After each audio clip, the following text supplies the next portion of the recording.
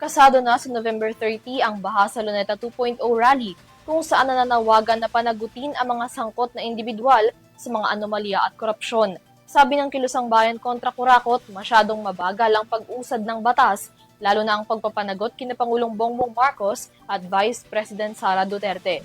Tunghayan ng balita ni Criza Lopez. Duterte, walang pinag-iba. Parehong kurak, mahirap sa masa. Lahat ng sagot, dapat managot.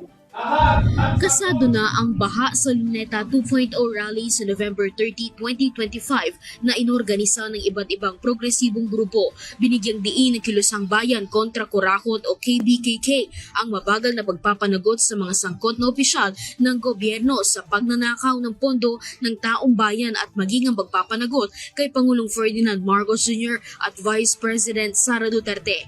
Ayon kay Kabataan Party List Representative Reni Co, nagpasya ang grupo na magkaroon ng ikalawang malaking rally sa Luneta dala umano ng hindi pantay na pagturing sa paglalaan ng pondo sa mga ahensya.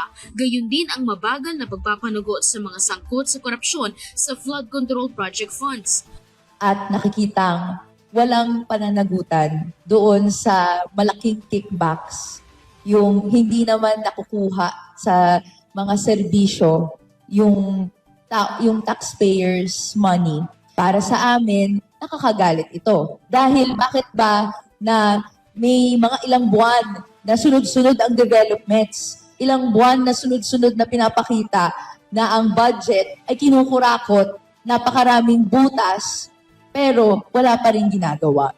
Sa ganap na alas 9 ng umaga sa November 30, sisimula ng grupong KBKK ang opisyal na programa ng Kilos Protesta.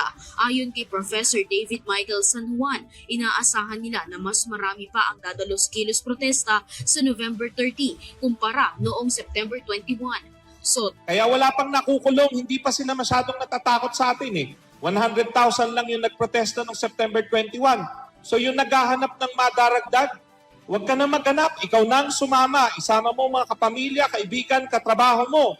Bawat isa sa atin magsama ng 10, 20, 30. Ang katipunan nagsimula din sa ganong sistema. Tiniyak naman nila na walang magiging kaguluhan sa Kilos Protesta matapos magpalitan ng pato at bala ang relihista at kapulisan noong September 21. Depensa ni Professor San Juan, sa naging asal ng mga relihista noon, ang Estado ang may kakayahan na mandahas at hindi ang publiko na nananawagan lamang anya ng pananagutan sa korupsyon. Hindi naman sa atin nanggagaling ang gulo. Alam natin kung sino ang nandadahas. Ang may kapangyarihang mandahas ay ang Estado. Sila ang nagbabanta, diba? Sa simula pa lang. Kaya ang babalangan natin sa gobyerno ay huwag silang maghamon ng pandarahas sa taong bayan na ang hinahangad lang ay pananagutan o accountability. Anya ni Bayan Muna Teddy Casino, mapayapang pagkilos ang hangad ng grupong KBKK. Bukas ang kanilang entablado sa mga naisipahayag ang kanilang pakikibaka. Binigyang diin niya ang layuning panagutin hindi lamang si Marcos kundi maging ang vice-presidente. Pero dapat yung mga pupunta doon alam nila tungkol saan yung rally. Ito ay rally ng pagpapanagot. So yung mga pupunta doon na ang linya nila, depensahan si BBM, bring him home, protektahan si Sara, medyo you will feel very awkward at siguro wag na kayong pumunta. Mahigit sa 3 buwan na ang nakalipas mula noong patikusin ni Pangulong Ferdinand Marcos Jr. sa kanyang ika-4 na State of the Nation address ang mga opisyal na sangkot umano sa katiwalian ng flood control projects. Pinakatumatak ang kanyang linyang mahiya naman kayo para sa mga kumakamal ng bilyong-bilyong pondo ng taong bayan. Ngunit tanong ng taong bayan ngayon, bakit wala pang nakukulong? Ngunit mayroon ng mga Pilipino ang nasawi dahil sa malawakang pagbaha dala ng malalakas na paghagupit ng bagyo.